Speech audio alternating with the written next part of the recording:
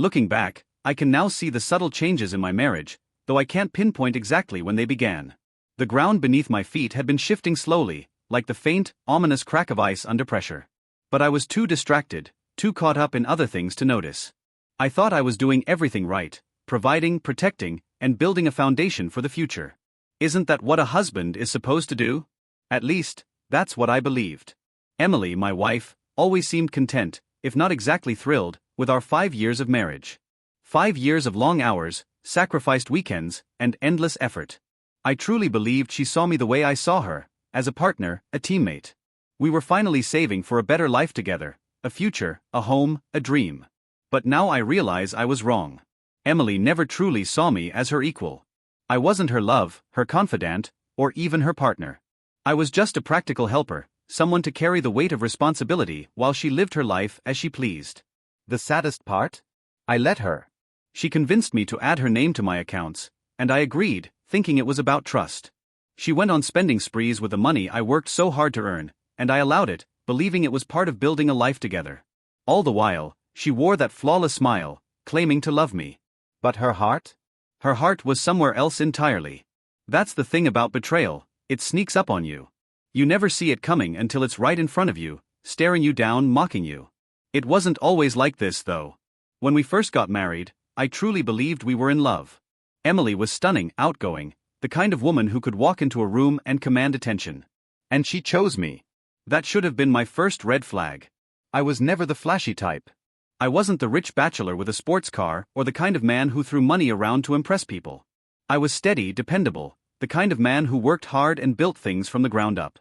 Emily, on the other hand, was drawn to status. She loved the idea of wealth, luxury, and being admired.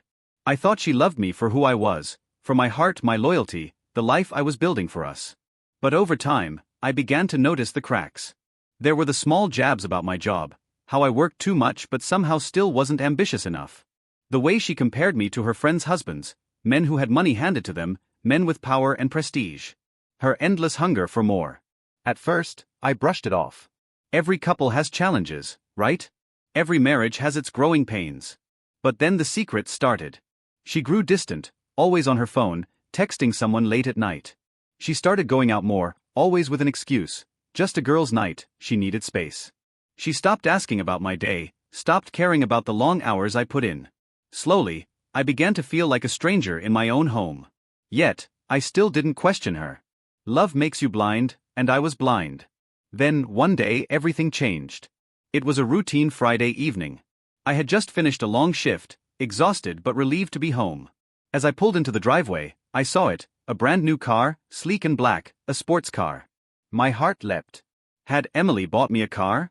I'd been driving the same old sedan for years, putting off getting a new one because we were saving for a bigger house. Maybe this was her way of surprising me. Maybe she did appreciate me after all. I walked inside, feeling lighter than I had in weeks. But the air smelled different, stronger, unfamiliar. The scent of perfume and expensive cologne lingered, something that didn't belong to me. And then I heard it, laughter. His laughter. I saw them. Emily was sitting on the couch, a man I didn't recognize beside her. A half-empty glass of wine rested in her hand. My stomach churned as she turned to me, smiling as if nothing was wrong. "Oh hey honey.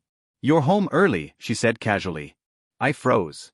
Her tone, so nonchalant, the lack of shame, the way she barely reacted to my presence, it was as if I were an afterthought. My eyes shifted to the man. He looked to be in his mid-30s, dressed head to toe in designer clothes, grinning like he belonged there. He didn't even bother to stand. Before I could process what was happening, Emily jumped up, grabbing a set of keys from the table. But she didn't move toward me, she moved toward him. "Here you go, babe," she murmured, handing him the keys and placing a kiss on his cheek. The air left my lungs. She wasn't giving me the car. She was giving it to him. The room seemed to spin. My hands clenched at my sides, nails digging into my palms. I could have exploded right then and there, but Emily wasn't finished. She turned back to me, smirking, and before I could even speak, she tossed something at me, a box of cleaning supplies. Bottles of disinfectant, paper towels, sponges, things I had always bought for the house. "There you go," she said with a wink. "Time for you to help around the house." And then the bastard laughed. I don't remember breathing. I don't remember anything except the cold, burning rage rushing through my veins and the sound of my heartbeat pounding in my ears. I looked at her, the woman I had loved, the woman I had given everything to, and felt nothing but hate. I didn't argue. I didn't fight. I just turned around, went upstairs, and grabbed a suitcase. I packed meticulously, taking only the basics: my clothes, my laptop, my documents. Not once did she stop me. Not once did she beg. Not once did she ask where I was going. Because in her eyes, I was replaceable. But what she didn't realize was that this moment would cost her everything. She thought I was weak. She had no idea. With one final glance at the life I was leaving behind, I picked up my suitcase and walked out the front door. She didn't follow. I stepped into the night, and for the first time in years, I felt free. You threw me away, and now you expect me to fix your mess? No, Emily. I'm done. Oliver, please, she implored, her voice cracking. I don't have anywhere else to turn. You're the only one who ever actually cared about me. I smirked. She had finally recognized what she lost, but it was too damn late. No, I replied simply. You'll figure it out. And then I hung up. Silence used to be my enemy. In my marriage, I had spent every quiet moment fighting to pull Emily back. If she felt distant, I worked harder. If she was sad, I fixed it. If she wanted anything, I made sure she got it. Because in my mind, that's what love was. I was wrong. Now, silence was my greatest weapon. Because in the silence, Emily was unraveling.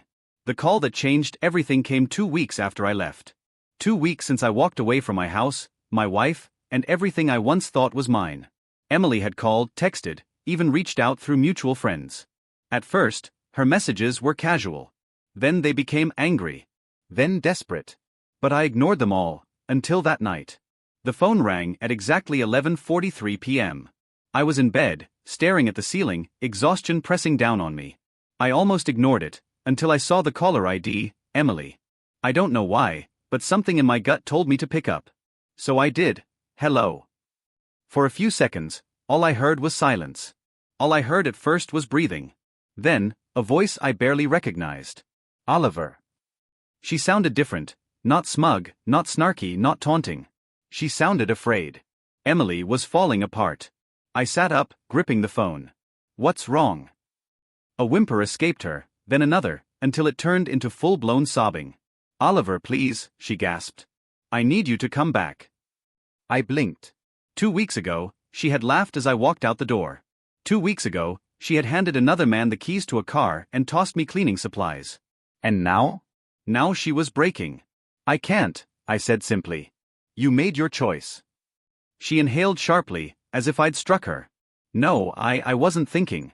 I was foolish. I was selfish. I didn't understand what I was doing.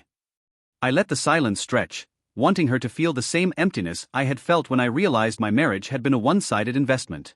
Finally, she told me the truth.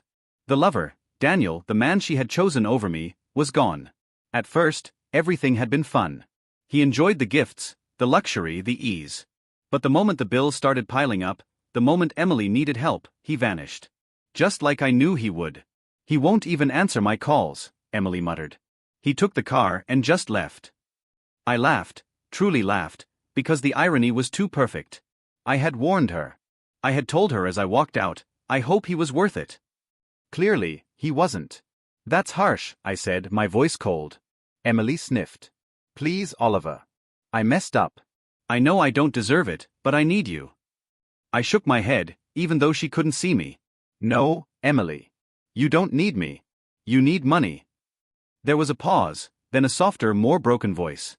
I can't do this alone. For a moment, I almost felt bad for her. Almost. Because for years, she had made me feel like I was alone too. When I worked late nights, she didn't care. When I struggled to keep up with payments, she didn't notice. When I was exhausted, drained, barely hanging on, she never once asked if I was okay. Now, she wanted my support? No. She had buried me in burdens for years. Now, she could drown in them alone. Emily's last attempt, please, she whispered. Just come home. We can fix this. I leaned back, staring at the ceiling. I don't have a home there anymore, I said simply. That house, that life, it's yours now. A small, terrified breath. No, it's not mine. It's ours, Oliver. I need you to come back. I can change. I will change. I just need you here. Now she wanted to change. Now she knew what she had lost. But it was too late. I exhaled. Do you even know why you want me back, Emily? There was a pause, then a weak whisper. Because you're the one true thing I ever had. For the first time, her voice sounded honest. I closed my eyes, letting the words sink in. And for a second, just a second, I thought about it. The years we spent together, the memories, the love I had given her, the future I had envisioned. Then I remembered everything else. How easy it had been for her to betray me. How she had laughed in my face. How she had believed, without hesitation, that I would always be there. And just like that, all the emotion evaporated. I opened my eyes, and the answer was clear.